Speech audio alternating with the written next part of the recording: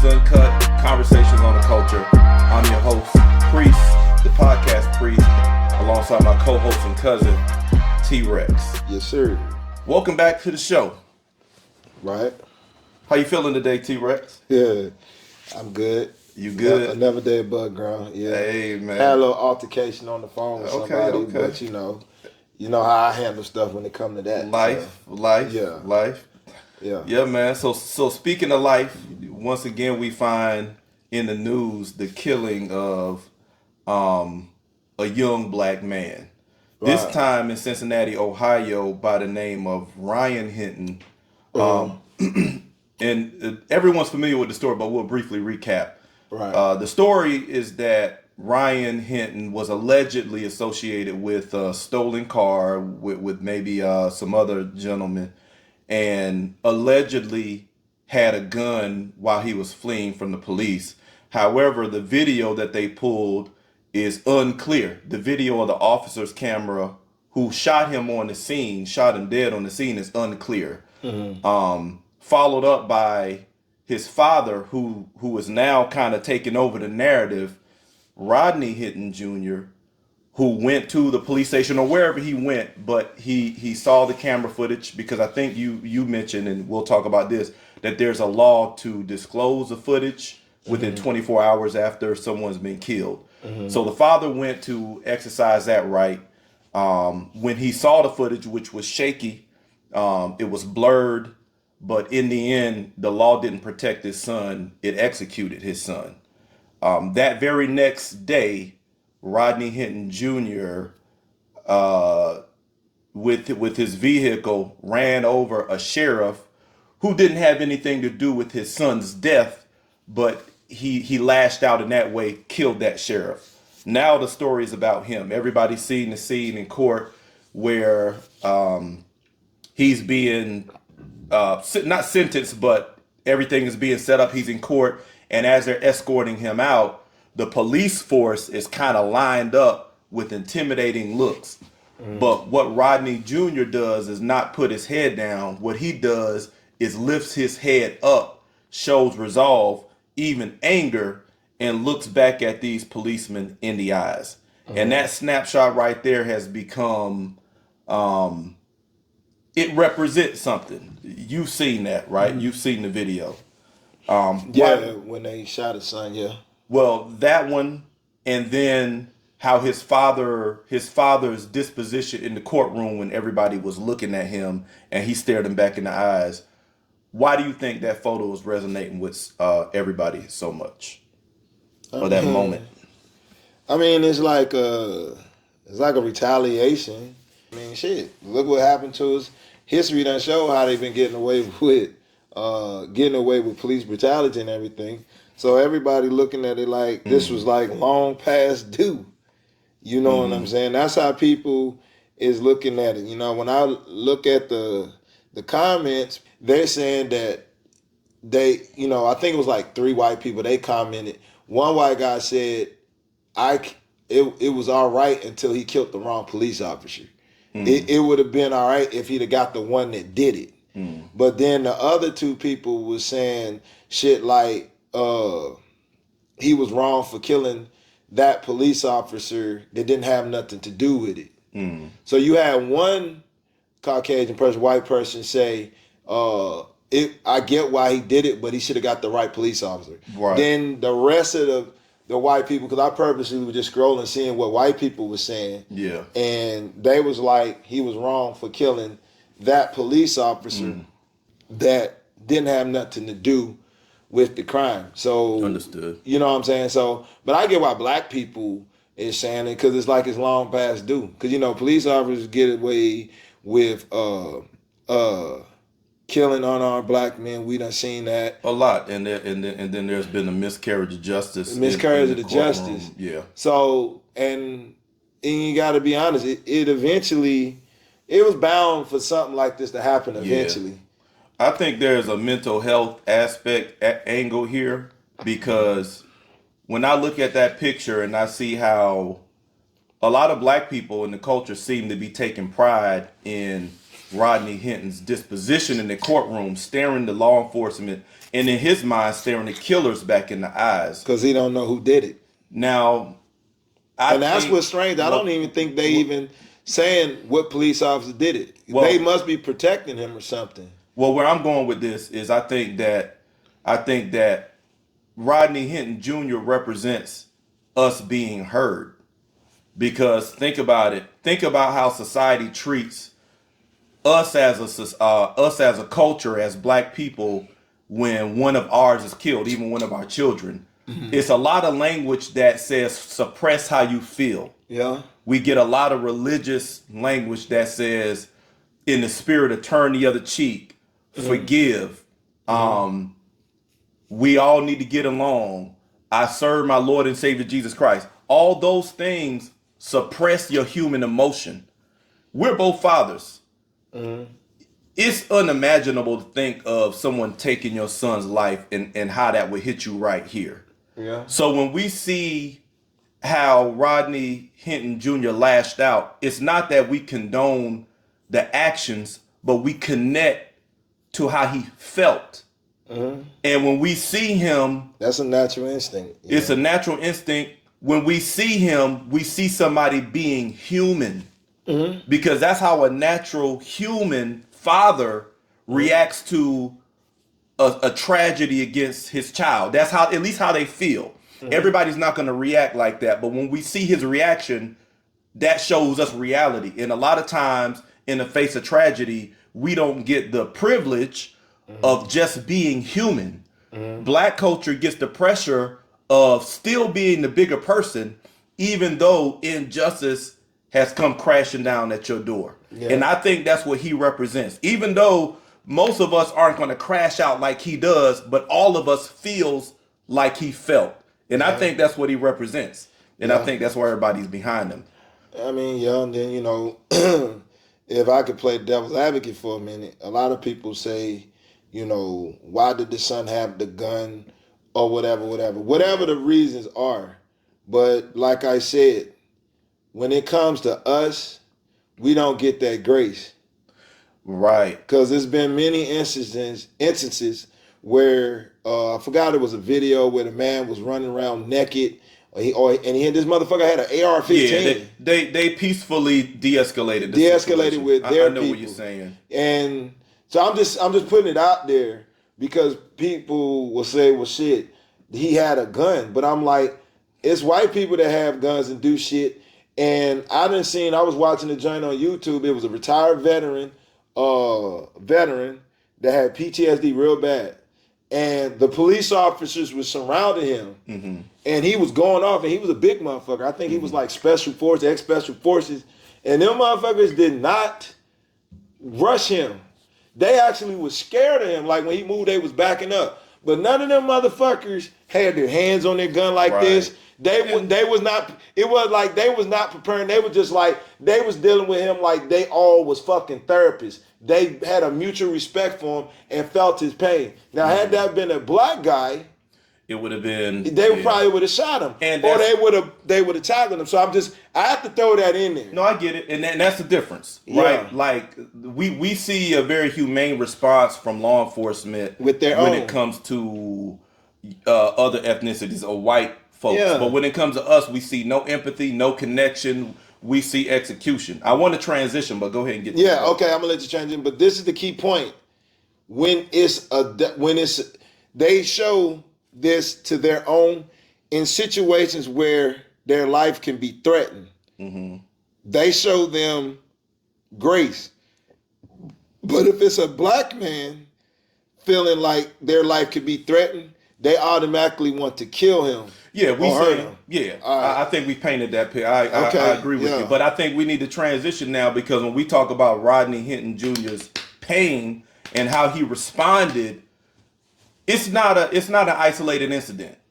No. You were watching news coverage of this. Yeah. And the news reporter mentioned that when Rodney Hinton Jr. went to see the camera, she said there's a law behind that where it was actually a lawyer that said this. Okay, so there was an attorney who was kind of breaking the situation down, and T-Rex saw the attorney mention that there's a law that was put in place where law enforcement has to disclose video footage within 24 hours after a situation like that. And they said the reason for that law was because of shootouts with the police in Cincinnati, Ohio. So T-Rex did some research into those shootouts in Cincinnati, Ohio, where Ryan Hinton was killed. And tell a little bit about what you found. Well, she gave me, when she said it, and she said it was a history, and you know, I always look at patterns and stuff, and you know, being in the military, they teach you that, and then law enforcement. But anyway, she said that. So I said, damn, a history.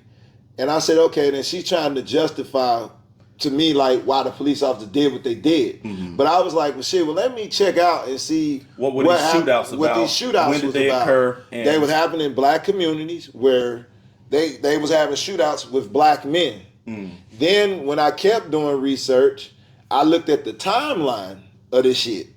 And you brought it to my attention.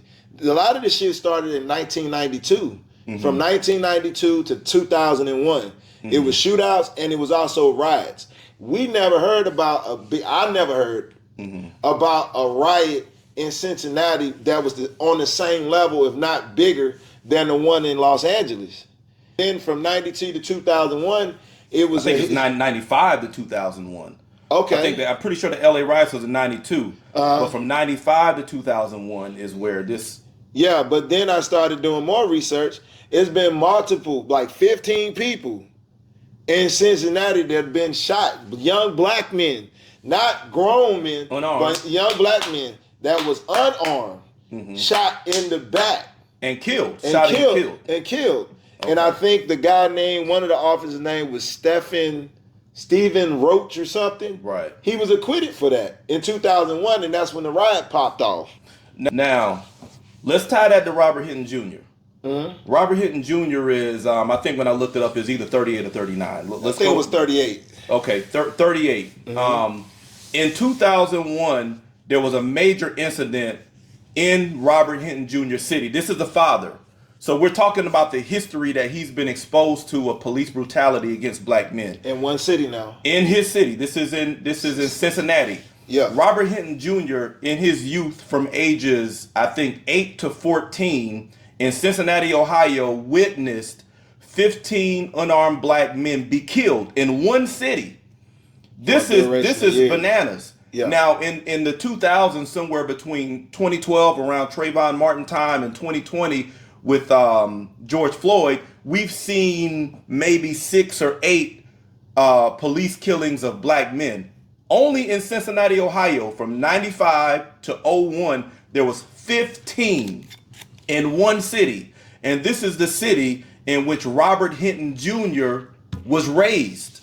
So in 2001, when Robert Hinton Jr. was 14 years old, there was an 18-year-old who was killed by police, and that 18-year-old's name was Timothy Thomas. Mm-hmm. He was killed while running away, just like Rodney Hinton's son was killed. Mm-hmm. Ryan was killed. Rodney's son was killed while running away. So this is a replay of what Rodney Hinton Jr. has been seeing in his upbringing in his city, right? So when Timothy was killed in 2001 by the sheriff, he was unarmed though. He was unarmed, and this sparked riots in Cincinnati that last all the way through 2002.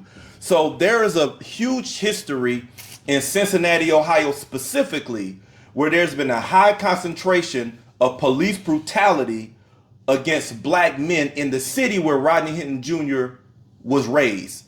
So now when you fast forward to what happened to his son, now it's come to his front door. What he's seen, where he's seen his community organize and file lawsuits and riot against, has come to his front door.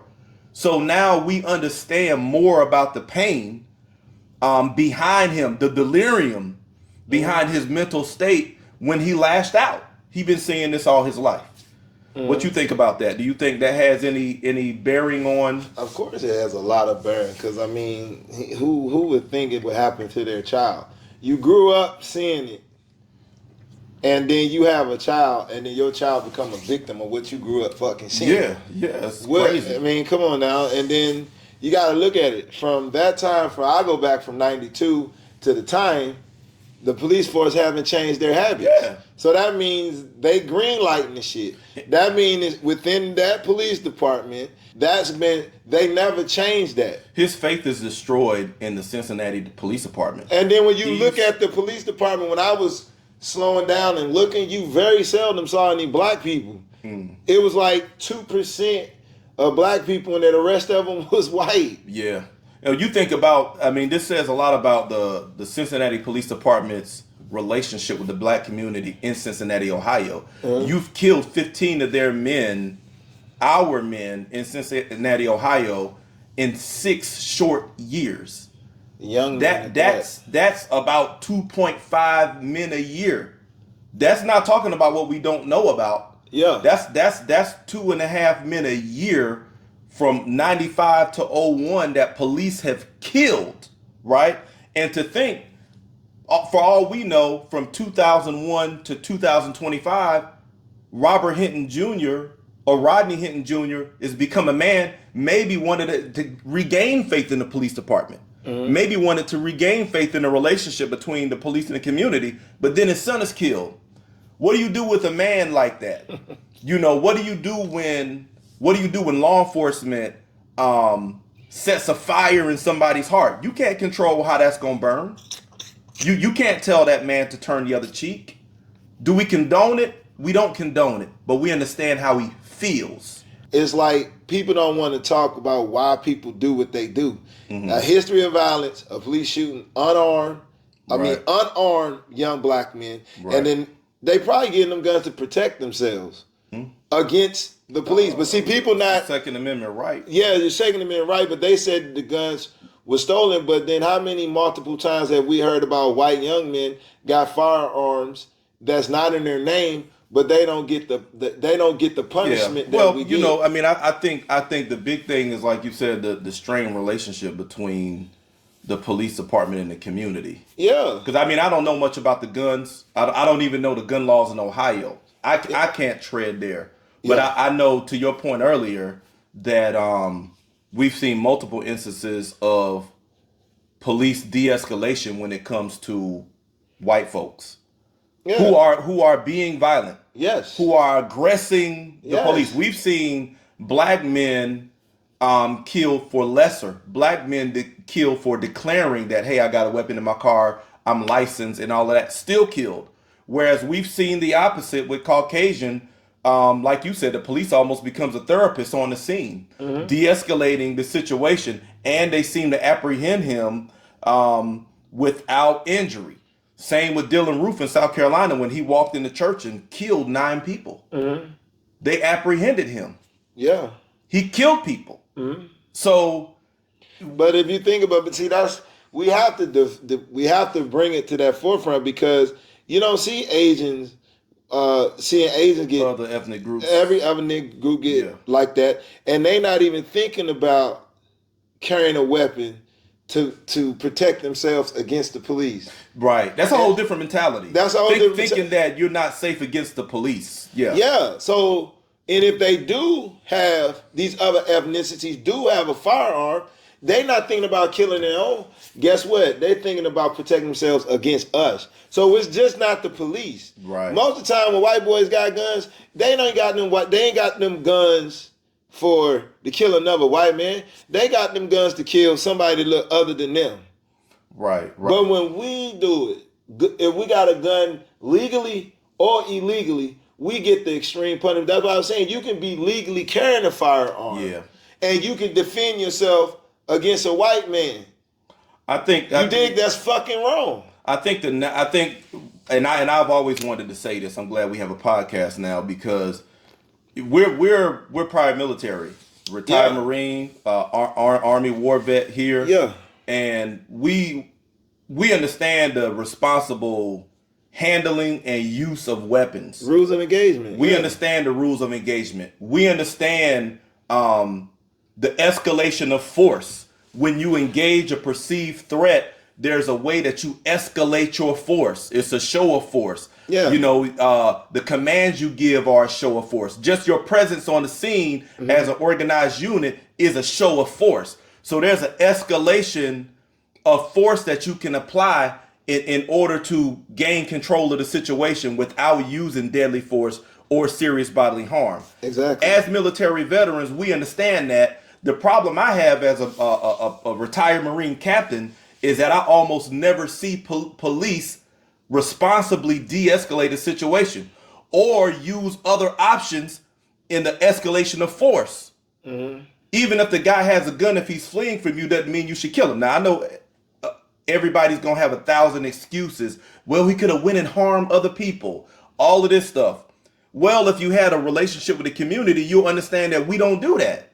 We don't go around and just shooting up the public. No. That's not a black people thing. No. But it's because the police you put in there don't understand that about us or refuse to acknowledge that. You treat us if we're a loose threat. Yeah. When in reality, when you see people who are loose threats who go and shoot up schools or public areas, they ain't never black. No. So and you still don't see police use deadly force on them after we done seen mass shootings. Even the white boy that shot at the president, you're still not hearing that white men are shooting these white boys like they shooting black men, unarmed or armed. You're not hearing it. You're not gonna hear it. You're never gonna hear it. And I want to speak real quick too. I just want to make this point, and I'll let you jump back in. The relationship between black men and guns is heavily criminalized. That image of a black man with a gun, even though we have a constitutional right to bear arms, right? And a lot of us exercise that constitutional right. But every time a gun is mentioned, it's never in the context of constitutional rights. It's always in the context of criminality. Negativity. You always put that in the context of drugs, criminality, or the imagery that's always pushed about us. And because there's that stigma of black men, black people, and guns, it's always the police force treats us accordingly. They don't treat us like citizens who are legally entitled to carry weapons and protect themselves when threatened. We're not treated like that. We're treated as if you're still a criminal, even if, like Philando Castro, and I mentioned this in church years ago, and the church was dead silent on this. He was sitting in his car, fiance and daughter in the back. And told them he had a firearm. Told the officer, hey, I'm declaring I got a firearm. I looked up those laws. I think it was in Minnesota. He didn't have to declare. No, he didn't have to tell him. In that state, because the laws vary from state to state, he didn't have to declare, but he did. Because I think he feared strained relationship with the police. He feared what would happen if the police found it without him telling him. Exactly. He feared that the police... So he was doing it as a de-escalation. He was trying to de-escalate. And that's the thing. See, these situations always make us... We always have to be superhuman to come out of these situations alive, which is the same as subhuman. Yeah. Because we have to put our humanity aside. We can't be afraid. We can't be vulnerable. We have to be intact. We always have to be on top of it, and we have to be controlled, which is what the police should be doing. He's actually trying to help regulate the police. Police already supposed to be trained. They're supposed to come in and already be in control of the situation. Yeah, but even they know how to do it. They just choose not to do it. Yes, and there's a perception in the relationship that they have of us, for them not to give us that right, that they can justify having fear and having to act irrationally. Because that's what they did with him. So it doesn't matter when the detractors come in and say, but this, but that, but the other. Fuck all that. We can throw another situation out where, okay, well, how about this? Yeah. Okay, well, how about that?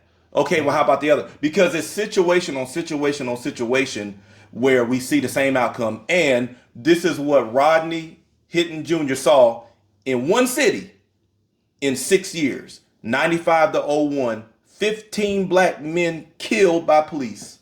Yeah. During his and this is something that have you ever saw all black police force protecting a black neighborhood? Damn near? I haven't. Okay then. Have you noticed that every police force, even in their own community, of course they're gonna be white. But have you ever seen and then in the black neighborhood, most of the police force is damn near all white with a sprinkle of black.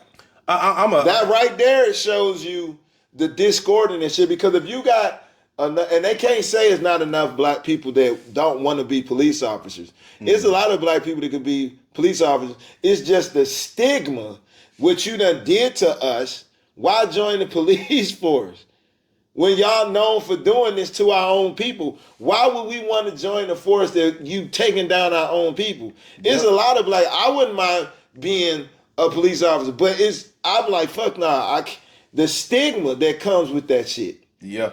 You dig what I'm saying? So, but you had never seen, why they came up years ago, you know what? We need black police officers to police their own community. And have a sprinkle of white men on the force. You know, cuz that's a good point, because you would never see a majority black police force policing a majority white community. They won't allow it. And they gonna feel nervous. And here's what we've seen. White folks, and I'm not saying all white folks, we never generalize here. Yeah. That's not our intent.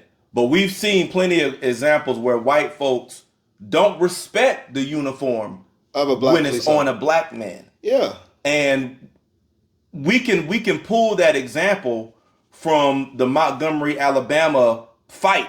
Yeah. A few years back, where old boy swam across the water and they started unleashing that whoop ass. Yeah. That was a security guard. That guy, the black guy who they started jumping, worked there. He was in a security uniform. Yeah. So he was within the brotherhood of law enforcement, right? He was there to keep order. And when he tried to keep order, they fought him. And not only did they fight him, but they jumped him. This is a man in uniform. So this is how we see society responding to black men in uniform. If it's multiple, unfortunately, this is our truth, folks. If it's multiple white folks, not truth, it's facts though. It's facts. You're right. It's facts. If it's multiple white people and a black officer comes on the scene, there is a high likelihood that they feel comfortable with disrespecting him and not following his orders, calling him a nigger and everything, all of that stuff, and trying to pull the law on him. Why? Not because he's not doing his job. Not because he's not doing his job, but because he's black. Yes. So this is a problem. It almost doesn't matter if you are black. Yeah. And you're policing. It's this that's not respected. I done seen guys on YouTube, and I met 2 guys that retired from the police force just from what we talking about. Damn. That retired, got out. They just became police officers. Young guys. They not old. They just got out. Because of what? The disrespect. Wow. And they just got tired of when they would come and their white partners would be like, man, what happened? And they would tell them, they like, oh man, blow it off. And they would laugh about it. And they said that they not even getting the respect. And then they would make jokes about it. So they was like, man, I don't even want to be in the uniform. Because you could be in the uniform and still you're not getting the respect. Come on, man. Nah, that shit ain't fly. What's the solution to this, cuz? Because, law enforcement is law enforcement. At the end of the day, society respects law enforcement, the job, the duty, the office of law enforcement. Everyone respects that. We understand and value what it is that police officers have to do in order to maintain order in the society. But with the historical relationship between police and black people, that's undeniable. In most cases, we don't feel safe. In most cases, even if we're legally bearing arms, we feel nervous. Yeah. We feel uncertain about what the outcome might be. Because they can twist the law. Yes. And we feel, for multiple reasons, we feel uncertain about what the outcome might be if we have a police encounter where we're legally armed and we're within our rights. Because we don't think, even if you did everything right. Even if you did everything right, there's still fear, even for the law-abiding citizen, black citizen. Yeah. There's still fear somewhere that this guy may have a reaction to my blackness. So with this disease, this is a mental health issue. Yeah. This is a mental health issue that's causing trauma and scars in the black community. And it's a mental health issue in the police force with the abuse of power. Yeah. That relationship is a traumatic relationship. Yeah. What are the solutions to get past this in the black community? How do we deal with that relationship? How do you see the future looking in a way that resolves this dysfunction? For one, the only way is allow us to protect our own and deal with our own. That's my only solution, because for them to give us that opportunity to do that, they feel threatened. They'll feel threatened by, damn, we leaving them alone. They got their own police force and they're protecting themselves. But they always have, because I guarantee you can have a white person could be sitting with you and he got his firearm. And then he be like, yeah, man, do you carry and everything? Or you like, yeah, man, I got mine right here. I think instantly they're going to feel nervous. They're going to be questioning, why this nigga got a gun for? Then they're going to say little slick stuff like, what made you want to carry one? Right. And then if you say to defend myself, oh, yeah, man, then they'll say little slick stuff to see if you got it registered and everything. But to be honest, they're uncomfortable. Yeah. You're a threat to them because you on the same level with him now. So it's a fear thing. And the truth is, it doesn't matter if you did it all legally. They're uncomfortable. It's none of your business, though. But it doesn't matter even if you got all the boxes checked. They're uncomfortable for other reasons. Because if we don't probe them when they got a gun. I care less if a white guy got a gun. I'm still chilling. But let him see my gun, or if I stand up and I go like this and I sit down, he's fucking nervous. Right. Now he got one. I ain't nervous, but he's nervous because I got one. Right. You know, that's mental health. That's a psychological thing. It's a huge mental health, and I'm gonna say it's beyond race. The pattern is racial. The problem is mental health. I'll say that again. The pattern is racial. Cincinnati, Ohio alone, 1995 to 2001, 15 black men killed. I believe they were unarmed. 2001, Timothy Thomas killed by the officer. I got his name, Stephen Roach. Right. 2001, Stephen Roach was acquitted of killing that 18-year-old Timothy Thomas while he was unarmed and running away. He was acquitted. This is historical. Yes. Right. I just wanted to throw in that he was acquitted because we didn't mention that earlier. Right. Yeah. And again, Rodney Hinton Jr. was 14 years old when he witnessed this. This is what was going on in his community, his society. He saw Cincinnati, the black community in Cincinnati, actually file lawsuits against the police department. Right. And all of that failed. Yeah. Still acquitted. I got this question for you. Let's jumping back to what's the solution. How do you feel about they pose solutions about police training to deal with this strained relationship between the police department and the black community? Police training, diversity, equity, and inclusion. Training that's oriented toward helping deal with perceived racial bias in the police department. How do you feel about that as a solution? Nah, I mean, what I don't know what, but I know what can fix it from a mental health aspect. I think if you have the legal right to kill someone to protect yourself as an officer or whatever, I think police officers need to go through scrutiny like if they was going through the Secret Service. They need to have a polygraph and ask them certain questions to deal with certain situations and see, like do a polygraph and ask them questions. And if they fail, you're not fit to be a police officer, because you can do and say anything, but nobody can tell when you're lying. They need to do a psych eval, do a background eval, which they probably already do the background eval, but they need to deal with police officers. They ask them questions, and then from them questions, they go do the research. No, do them like you would do Secret Service. They have to take a polygraph. Do them like the fucking FBI. But this is the thing. When they run them tests on them and ask them questions, they need to have a like a jury when you go to court. They need to have a multi-diverse people sitting while he's being questioned. Okay. And so they can see the results right in real time. Because if they really did that, they probably try to find ways to hide, to go around it, because, you know, it's kind of hard to pass them lie detector tests. And then that's to deal with the mental health, because you really can't go off of a person, you can have a questionnaire, and some people can answer the questions. Yeah, I think it's like a personality test, a psych test, but that's not telling you nothing. Yeah.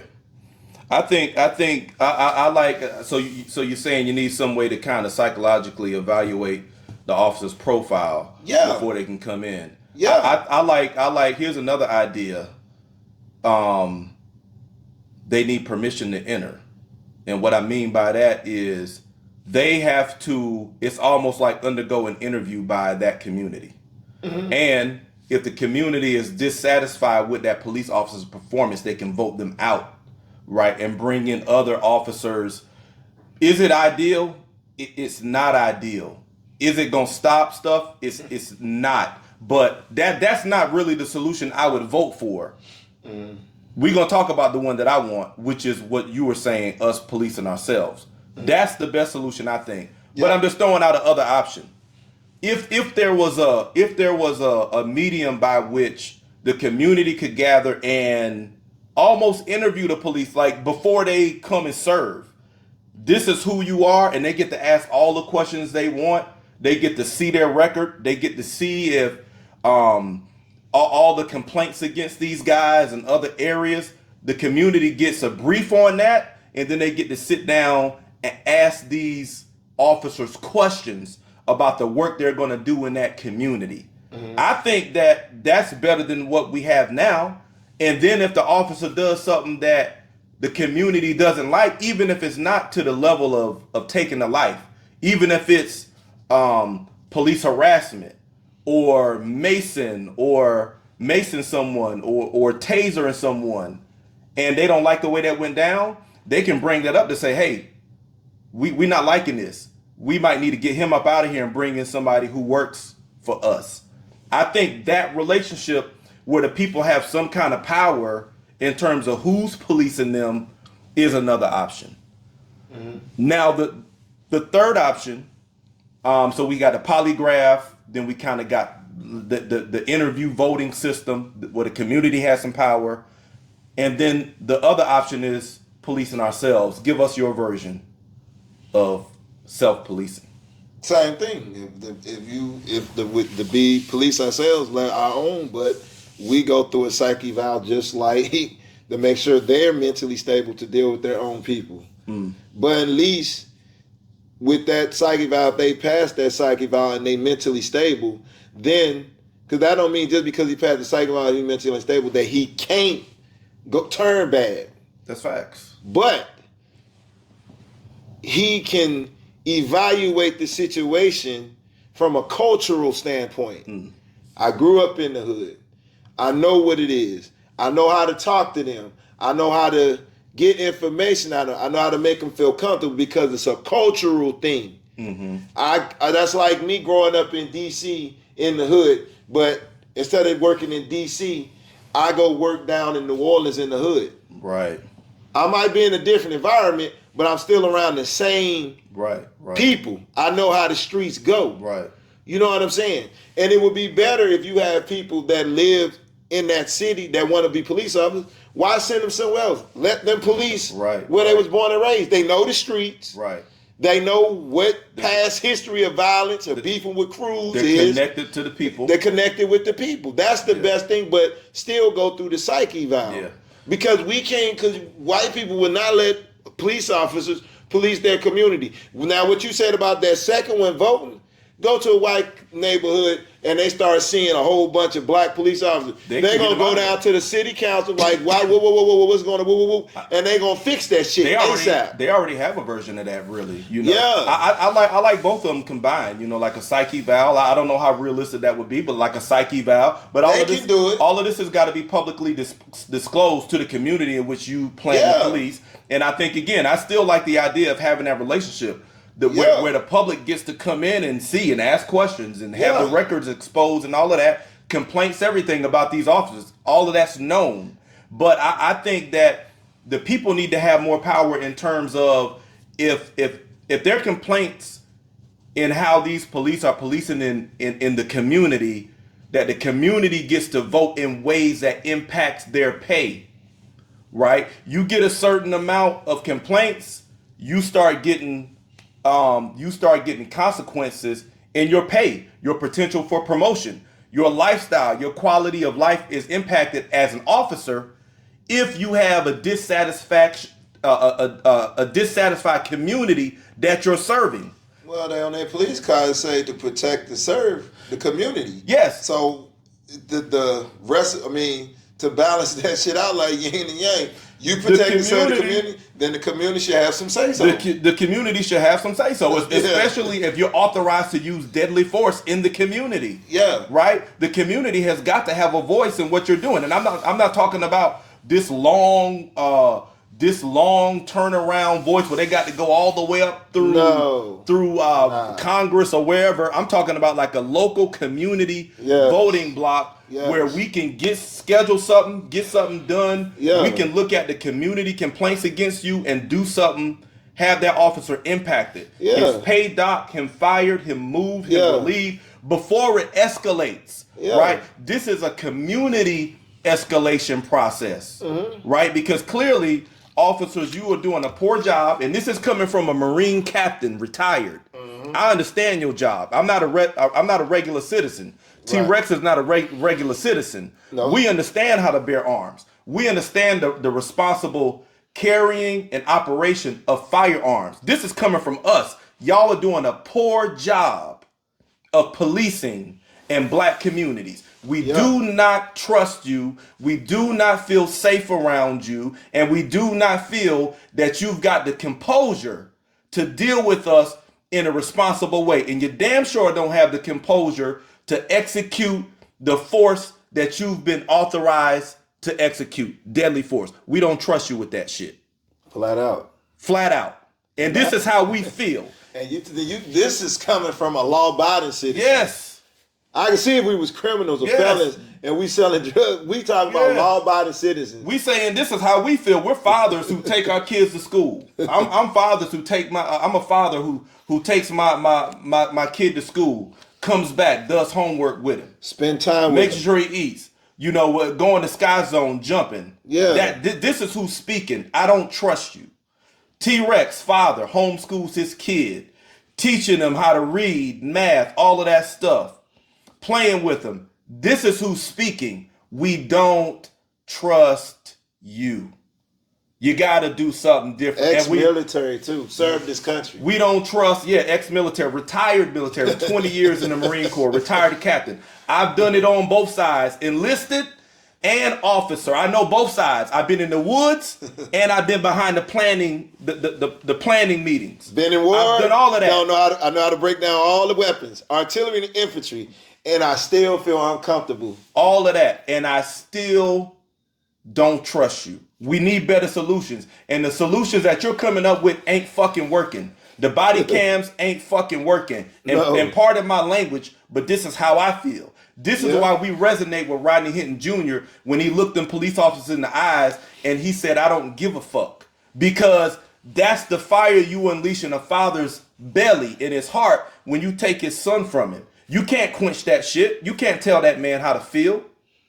He crashed out. And we're not okaying what he did to that police officer. We don't condone. We're not condoning. We don't condone what he did, but we understand where that shit came from. We understand where it came from. And if they was to be honest, they probably would have did that shit, or even worse, on a grander scale. They would have did a mass shooting type thing. The death of Rodney Hinton Jr.'s son was a tragic repeat.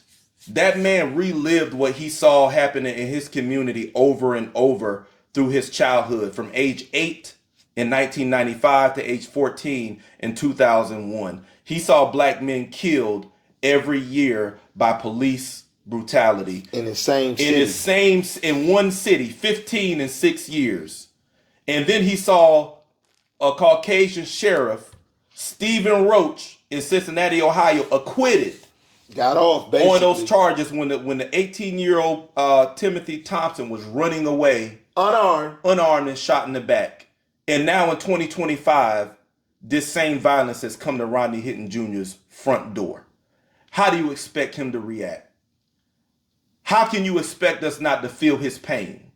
If you don't understand, I'm gonna hold my tongue.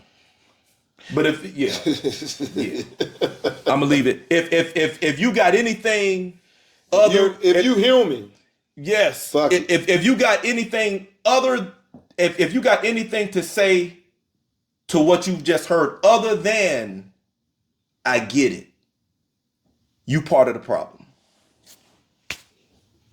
Cold case, clear cut dry. Final thoughts, cuz. Shit. You just said my final thought. Hey man, it ain't nothing to be said. That's a one and a done deal. All that, hey, that's the closer right there. Hey, well, let's close it then. I love the fact that we got a voice, man. This is what you're supposed to do with platforms. A lot of people might hear us and think that we want to incite something. No, we don't want to incite something, but we're not asking for space to be human. We're taking space to be human. That's why we don't give a fuck if you don't like that we connect with Rodney Hinton Jr.'s energy. Rodney Hinton Jr. was an example of a man having a chance to be human. And unfortunately, the circumstances pushed him to the point where his humanity had to express itself in a violent way. Again, we don't condone that, but we connect with the sentiment. We connect with how we feel. He had a history of violence in his city, and violence came to his front door. We get it, and we rock with him. So we need better solutions. We need to do something in these strained communities. Cincinnati, Ohio was just one case. This is happening everywhere. We can close our eyes, point anywhere on the map, and I guarantee you we can find a similar situation. We got to do better.